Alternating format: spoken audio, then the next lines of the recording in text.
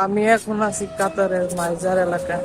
কাতার সুন্দর আছে, কাতার যদি ঘুরতে পারেন সুন্দর আছে।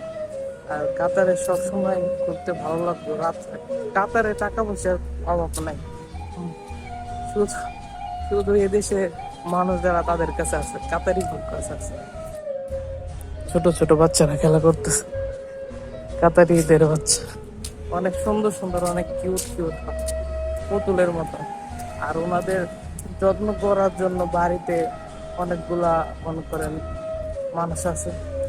হ্যাঁ, সবাই যত্ন করে। সুন্দর আছে, অনেক সুন্দর একটা এলাকা। আমার কাছে ভালো লাগে। কাতার তো একটা উন্নত কান্ট্রি, দেশের নিজস্ব গ্যাসের খনি আছে, তেলের খনি আছে, টাকার কোনো অভাব নাই।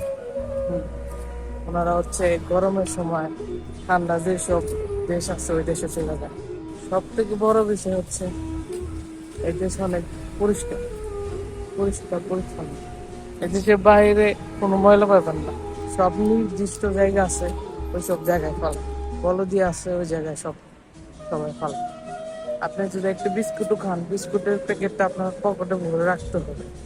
হ্যাঁ, এইসব জায়গায় ফালানো যাইব না, বাইরে ফালানো যাইব না, সব বলে দিয়ে ফালাইতে হইব।